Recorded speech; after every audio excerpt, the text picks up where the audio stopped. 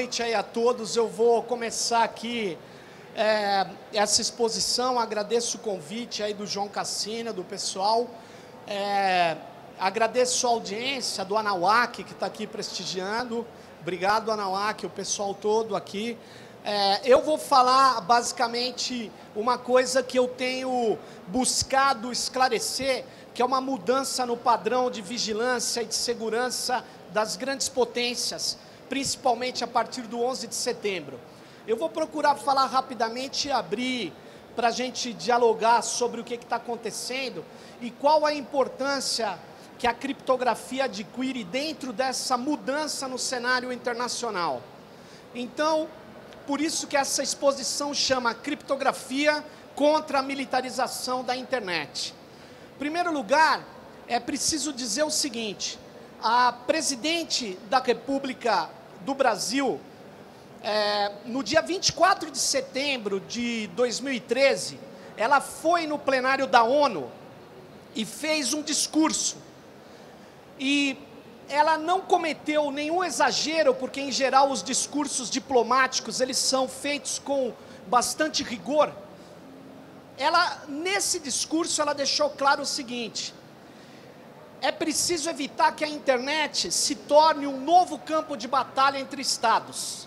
É preciso evitar que o espaço cibernético seja utilizado como uma arma de guerra, de espionagem, de sabotagem. Quando ela falou isso, é preciso evitar, o que ela não percebeu, e talvez fosse uma nuance, uma declaração diplomática, é que, na verdade, a internet já é um espaço de guerra.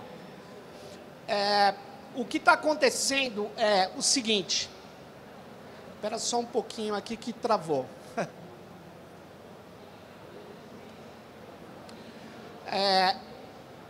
Por que a internet foi militarizada? É preciso entender que desde os anos de 1990, a última década do século XX, já existia, por parte da doutrina, do pensamento de segurança estratégica dos Estados Unidos da América do Norte, já existia uma ideia de que a internet ela estaria, na verdade, sendo um novo campo de batalha. Eu estou com um problema aqui no slide, só um minuto. Deixa eu tirar aqui, só um minuto.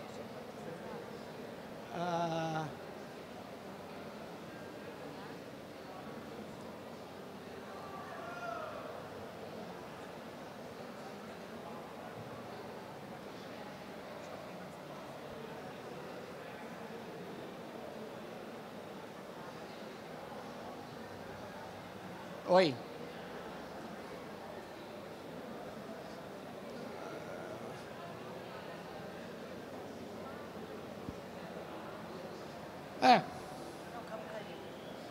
Ah, é?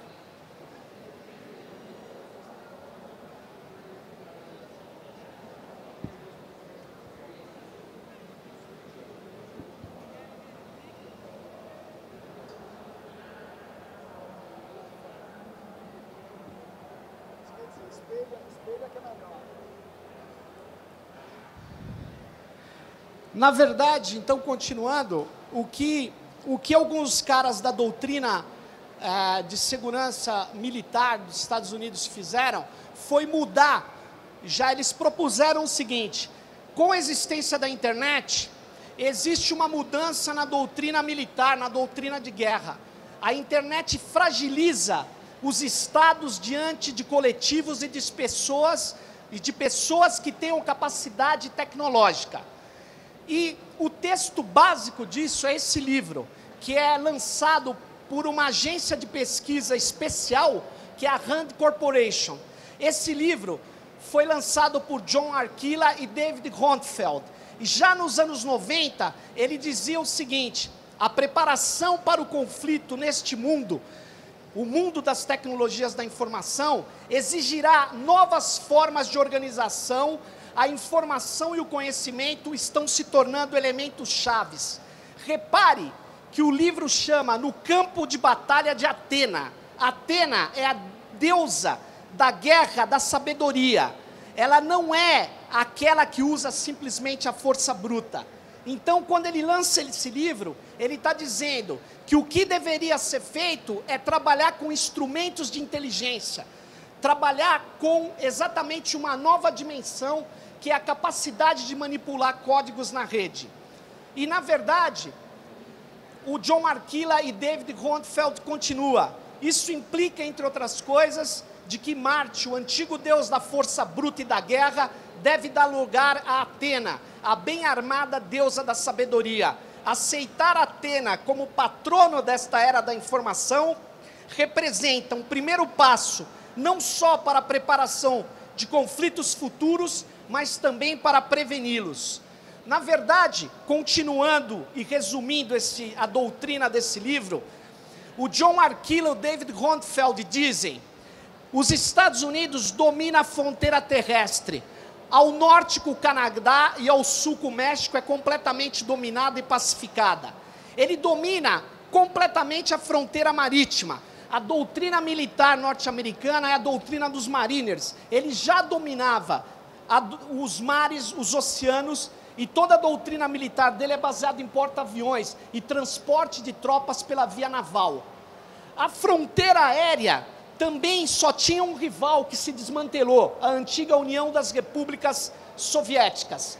Tanto é que a doutrina militar americana de homens no chão sempre foi: domina-se antes o espaço aéreo e depois coloca soldados no chão.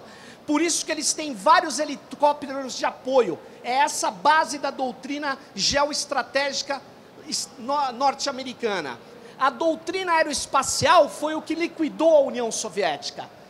Quando os Estados Unidos defendeu aplicar milhões de dólares, bilhões de dólares, no programa que se chamava Guerra nas Estrelas, ele acaba de impor uma derrota aos mísseis balísticos nucleares soviéticos.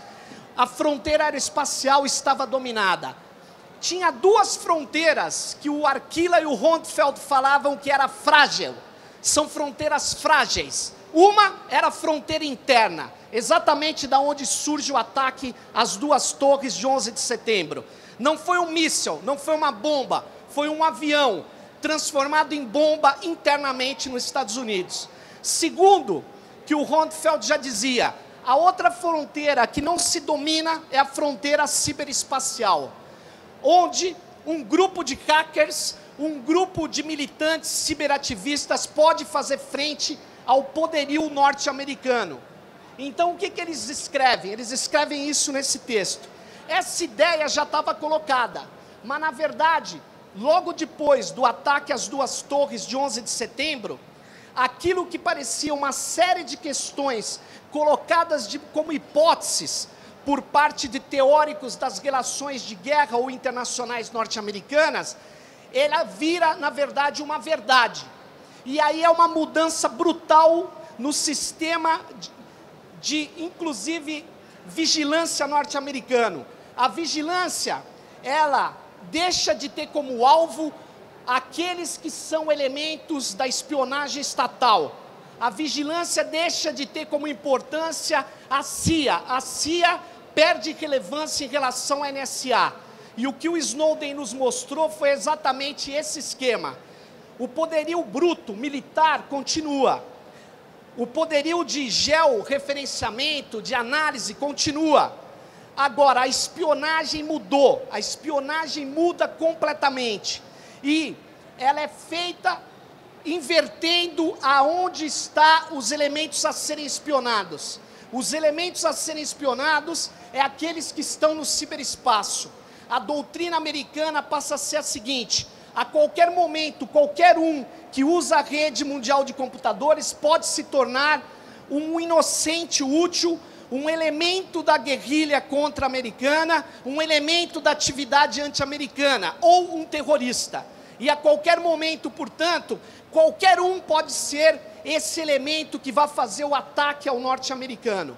Essa doutrina, ela muda e ela faz despejar bilhões de dólares na NSA. E ela muda também a forma de se investigar. Todos nós passamos a ser culpados ou suspeitos até que se prove o contrário. Então, um dos focos mais investigados, segundo o Snowden, pela NSA, são os gamers, por incrível que pareça. Por que são os gamers? Porque os gamers, a qualquer momento, um grupo pode entrar fazendo MMO, podendo promover um ataque no chat, combinando um ataque no MMO, mas na verdade estaria, na hipótese da NSA, combinando um ataque real ao solo americano, ao alvo americano. Então, eles passam, nessa enormidade de dados que a internet transita, eles passam a fazer a coleta massiva de dados. Isso se chama vigilância massiva. A vigilância não é mais sobre um alvo específico, a vigilância ela é invertida. Primeiro se coleta todas as mensagens e depois se analisa, a partir de técnicas de data mining e de big data, quais dessas mensagens representam um perigo para a inteligência norte-americana, para o Estado norte-americano. O problema é que nós estamos trocando cada vez mais dados pela internet. Na verdade, nós estamos ultrapassando um zettabyte, nós estamos chegando a 1 trilhão de gigabytes, e isso gera uma necessidade cada vez mais de coleta e mais coleta. Como que essa coleta é feita? Diretamente pela NSA? Não. Essa coleta é feita a partir das corporações de tecnologia que tanto nos beneficia. Então, nós não temos desconfiança das corporações de tecnologia, porque nós precisamos das corporações de tecnologia. Nós precisamos usar os processadores da Intel. Nós precisamos usar os e-mails, os buscadores. Nós precisamos usar, e ao usar, numa rede cibernética, a gente dá nossos dados. Esses dados são coletados pelas agências norte-americanas, principalmente pela NSA. Então, nós estamos falando de uma coleta massiva de dados que não é feita diretamente pela NSA. Ela é feita através do Yahoo, do Google, do Facebook, do Twitter. Twitter esse que existe.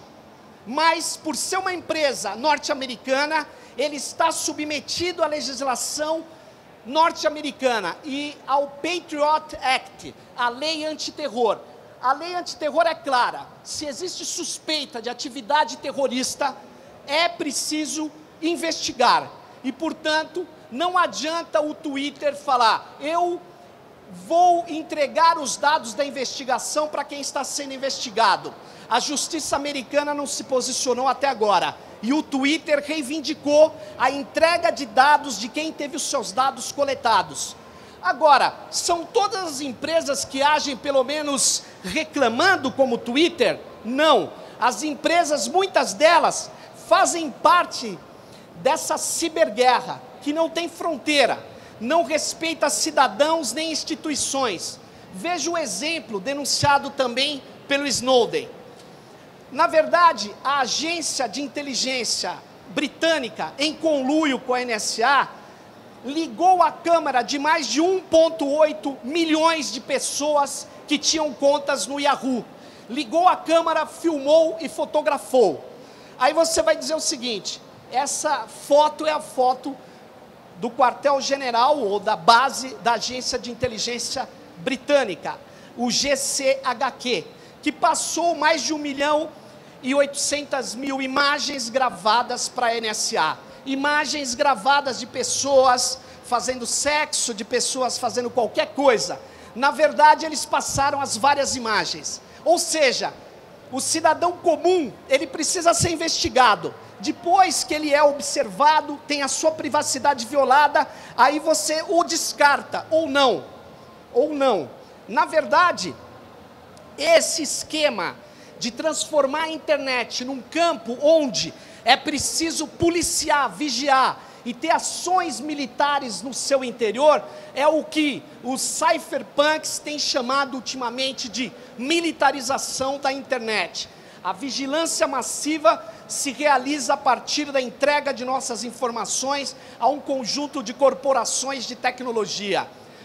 Um dos maiores pensadores de relações internacionais, de doutrina militar norte-americana e geoestratégica, chamado Joseph Nye. Ele criou nos anos 60, junto com outro pesquisador chamado Keohane, uma divisão, o Software ou Persuasive Power, Militar Hard Power.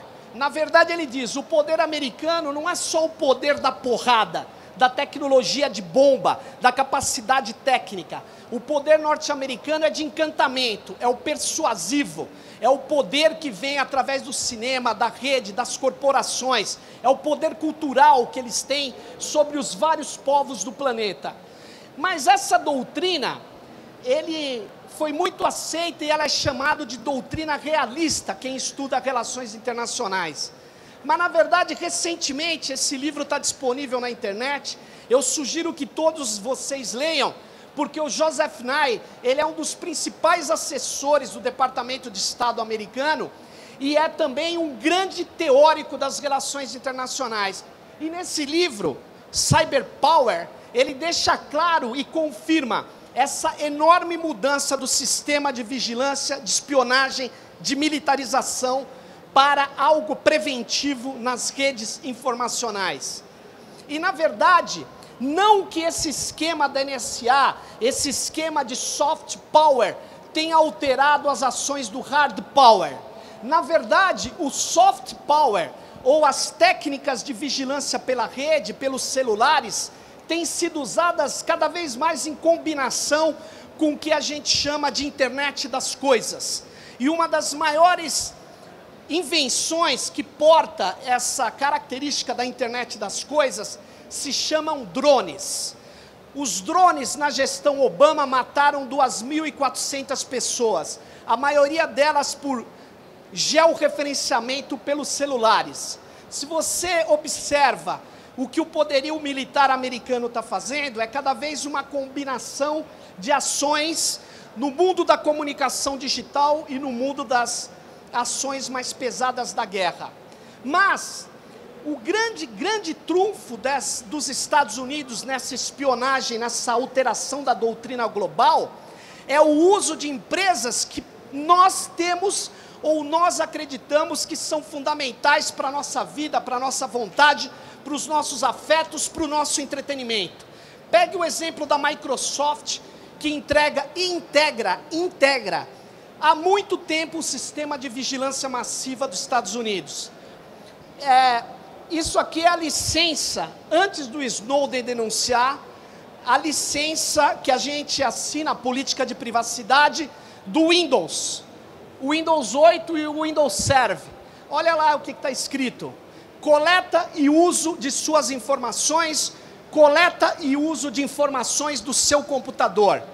Entenda bem por que eles usam as informações do nosso computador. Principalmente por causa de um dispositivo que se chama DRM, Digital Rights Management, gerenciador de direitos digitais, ou como quer muitos de nós chamar, gerenciador de restrições digitais. O que o DRM faz no sistema operacional? Ele vasculha toda vez que você entra na internet, ele vasculha o seu computador e manda informações para a Microsoft, dizendo o que tem de pirataria instalado na sua máquina. Como é que ele sabe isso? Porque cada vez mais músicas digitais vêm com identificadores ou com criptografia, e na verdade ele acaba conseguindo identificar uma série de coisas ou de softwares, soluções aplicadas no seu computador, que você não pagou licenças de propriedade por aquilo. Então o objetivo é econômico, mas na verdade a NSA usa essa técnica para entrar na máquina das pessoas. Repare, por favor, eu estou já no final, mas eu precisaria ler um parágrafo dessa política de privacidade, porque só para ver que não é um exagero, por favor. Veja o terceiro parágrafo. Eu vou ler. A Microsoft pode acessar ou divulgar informações sobre você, incluindo o conteúdo de suas comunicações, para, 2 pontos, a, cumprir a lei ou responder solicitações legítimas ou processos judiciais. Repare que processo judicial tem que se responder, mas solicitações legítimas de quem mesmo? Vamos continuar. B. Proteger os direitos ou a propriedade da Microsoft ou dos nossos clientes. Quem são os clientes deles? A NSA é cliente deles? E continuando.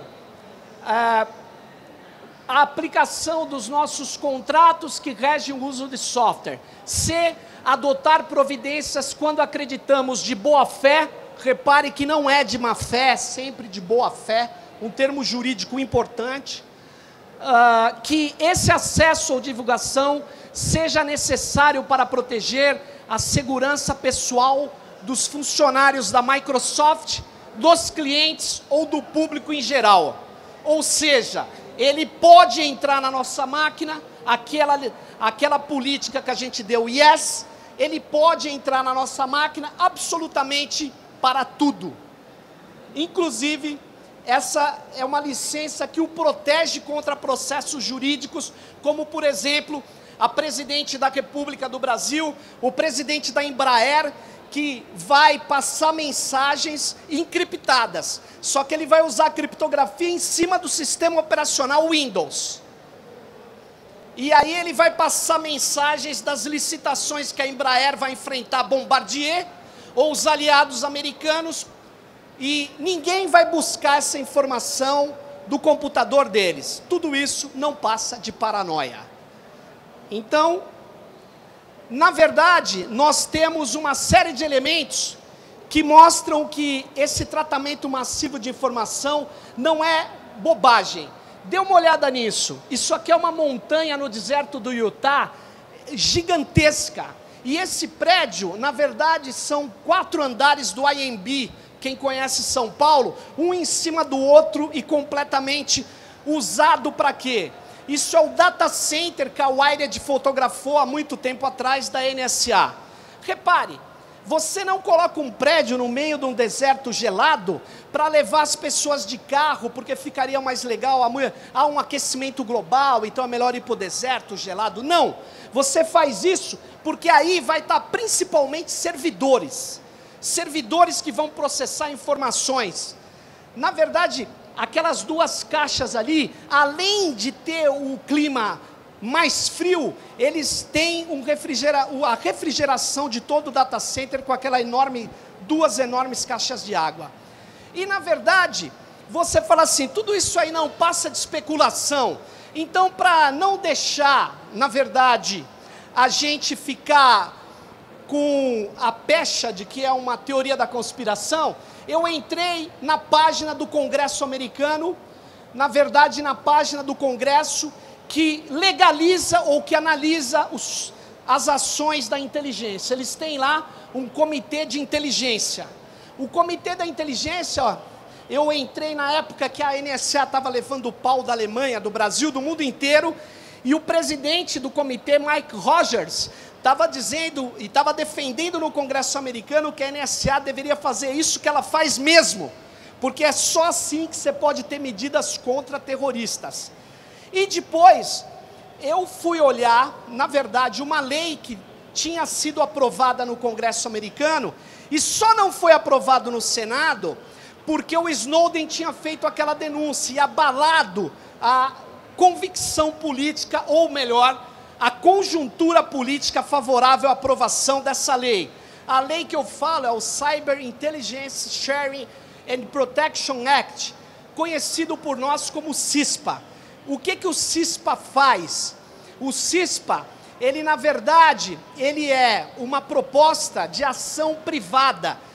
É a legalização do que a NSA faz. As empresas privadas trocariam informações entre elas de possíveis suspeitos de ações criminosas ou terroristas. Então o Yahoo suspeita de uma mobilização de um fake dentro do e-mail dele. Aí ele trocaria essa informação com o Gmail, com o Facebook. Na verdade, o CISPA faria a vigilância, na verdade, privada ser amplificada. O projeto de lei, portanto, legalizaria essa articulação entre empresas e governos. Agora, repare que interessante, o apoio ao projeto de lei CISPA deixa claro quais são as fronteiras da guerra, ciberguerra, que eu me reportava agora. A fronteira é essa. Essa carta está lá disponível no site. Se vocês veem letters, as cartas de apoio, você baixa a carta do Facebook. A carta do Facebook diz claramente: é fundamental uma ação de combate ao terrorismo. É necessário sim a articulação entre as empresas em apoio à ação de segurança do Estado americano. Aí você pega HP, os termos mudam, mas o apoio é o mesmo. Você pega a Oracle, você pega a Intel, você pega a McAfee, você pega a Symantec, você pega a Time Warner Cable, você pega a Motorola Solutions, enfim, eu poderia pôr 96 das grandes empresas que nós utilizamos aqui e dizendo na pena dos seus diretores, presidentes, dizendo assim: eu apoio a coleta massiva de dados de todas as pessoas. Então, na verdade, nós não estamos falando de um sistema ilusório qualquer. Nós estamos falando de um esquema onde há, de fato, a transformação da internet num espaço de conflito. E, na verdade, por isso eu falo, use criptografia. Esse camarada aqui é o Zil, na verdade, é o Zimmermann, Philip Zimmermann. Ele criou nos Estados Unidos, nos anos 90, uma solução para trabalhar com criptografia assimétrica. Ele queria popularizar a defesa da privacidade. Ele, inclusive, é enquadrado como um dos principais cypherpunks. O que é um cypherpunk? É um nome que diz das pessoas que acreditam que a criptografia pode ser usada para a transformação política e para a defesa de direitos. Quando você pega a frase de um desenvolvedor do Tor, o Jacob Appelbaum, ele tem uma frase muito interessante. Ele diz assim: não há violência que possa resolver uma equação matemática. O que ele está querendo dizer com isso? Você pode pôr 500 mariners aqui, descer agora, e na hora que eu desligar esse computador, ele tem uma chave de 4.098 bits. Pode tentar usar de toda a violência que você não vai conseguir absolutamente nada. Você vai ter que usar de inteligência, ataques a algoritmo, ataque de dicionário. Você vai ter que entender, na verdade, de soluções que resolvam o problema da criptografia. A comunidade de software livre pegou a solução PGP, Pretty Good Privacy, que era um cliente para poder todo mundo emitir chaves criptográficas, e transformou em OpenPGP. E hoje nós temos soluções para isso. Nós temos condição de usar com uma certa, não tão complexidade, criptografia. Qual a base da criptografia que a gente está usando? É a criptografia assimétrica, de dupla chave. Qual é a ideia genial que foi encontrada em 1976 pelos dois matemáticos Diffie e Hellman, que conseguiram viabilizar um esquema teórico até então não encontrado pelos matemáticos? Qual era o problema da criptografia? Se você tem que ter uma chave para cifrar e uma chave para decifrar, você pensa na internet: eu mando uma mensagem cifrada e para o outro e-mail a chave para o cara decifrar. Ou seja, se ele estivesse sendo investigado, você intercepta a chave no caminho. O que o Diffie e o Hellman resolveram foi isso. Eles conseguiram, a partir de um algoritmo da matemática modular, a fazer o quê? Eles conseguiram fazer a criação de uma chave a partir do número primo. Essa chave, ela só cifra, e o seu par criado simultaneamente só decifra. Na verdade, então, a Ana pega a chave do Davi, que é uma chave pública, que faz a função inversa da chave privada que foi criada ao mesmo tempo. Você passa a chamar de chave privada aquela chave que você guarda para você e que só você tem cópia. e você distribui a outra chave, você chama de pública, por isso que a Ana tem uma cópia. Aí você distribui essa chave. Agora você vai dizer, não, mas a Ana cifra, todo mundo tem a cópia da chave e então vai decifrar? Negativo, o que eu acabei de falar é que a chave que cifra não decifra. Só o seu par vai fazer a função inversa. Logo, o que acontece? Você pode guardar a sua chave privada e distribuir a sua chave pública.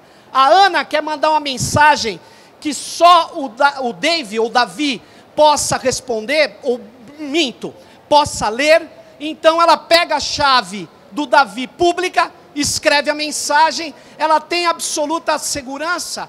Não, mas ela tem uma segurança grande que só o Davi, que tem a chave privada, conseguirá ler essa mensagem. Essa criptografia chamada assimétrica ou de dupla chave, ela é fundamental para a internet. E ela tem clientes disponíveis para todos nós, como o OpenPGP, como o Tails e tantos outros clientes que nós podemos usar. Agora, para quem duvida da criptografia, acha que a NSA, porque tem muita gente divulgando assim, a privacidade acabou, não adianta, não use nada, é tudo bobagem. Não é verdade. Repare nisso aqui, ó. Um bit, uma chave de 1024 bits, significa 2 elevado a 1024. Vocês fazem ideia da quantidade de tentativas que os computadores da NSA têm que fazer para quebrar uma chave de 1024 bits? Eu não faço porque eu nem sei o tamanho desse número, não faço ideia mesmo. Mas eu fiz um teste pequeno. Eu fiz 2 elevado a 50. O número é esse aí, ó, de tentativas. Mas a chave não é de 50, é de 1024, exponencial. E, na verdade, a maior parte das chaves que a gente usa hoje no OpenPGP é de 4.098 bits. Portanto, é muito difícil, a não ser pelo algoritmo ou por uma falha sua pessoal, eles conseguirem com fatoração e com os computadores decifrar uma mensagem muito rápida. Então, qual a mensagem que a gente tem? Qual é a ação que nós podemos fazer contra a vigilância global? Você fala, não, vamos reclamar na ONU, fazer leis, tratados. Sim, podemos. Mas o que cada um de nós pode fazer? Usar criptografia. O que pode ser feito? Fazer a NSA perder dinheiro. Como? Usando criptografia. Ao usar criptografia, todos nós viramos imediatamente alvo privilegiado. Com uma chave, uma mensagem de 4.098 bits, eles vão ter que pegar uma frase que eu mandei para minha mulher ou para minha mãe, dizendo, oi, tudo bem? Encriptado. Sabe o que acontece? Eles não sabem o que essa frase tem. E essa frase não vai ser pequena, vai ser grande. Então eu até discutia com o Demi, do Comitê Gestor da Internet, ele falava, se você usar criptografia, você vira alvo. A ideia é essa, use criptografia para falar com a sua mãe, use criptografia para falar com o seu colega, com o seu amigo, mas use criptografia e dê prejuízo à NSA. Você imagine o que eles vão ter que fazer com essa pequena mensagem. Eles vão ter que tomar uma decisão humana. Ou eles vão botar naquele centro, naquele data center de processamento, ou eles vão abandonar. Eles vão ter que tomar uma decisão. Você imagine agora 50 mil brasileiros usando criptografia para falar com o seu amigo, todos os dias. Você já imaginou o que vai acontecer? O que você poderia dizer? Vocês estariam dando cobertura para o terrorismo? Não. Quem está dando cobertura para o terrorismo são as ações abruptas, violentas, irresponsáveis do governo americano. A última deles foi armar, até os dentes, um grupo islâmico radical para derrubar o seu inimigo Assad. O que eles fizeram? Eles criaram o Estado Islâmico. E agora eles dizem, o Estado Islâmico é um problema. Quem criou o Talibã? Quem criou todas essas organizações radicais? Quem criou a Al-Qaeda? Essa é a questão. essa irresponsabilidade, esse domínio absurdo, essa vigilância, essa transformação de todos nós em culpados em potencial tem que ser enfrentado. Por isso, eu sugiro que, primeiro, use criptografia no dia a dia, dificulte a captação das suas informações, atrapalha, confunde, bloqueie a formação do seu perfil por as empresas, do seu padrão de consumo. Na verdade, ajude a disseminar softwares de código aberto, de preferência livres. Utilize formatos abertos. Exija quais as informações que governos e corporações têm sobre você. Portanto,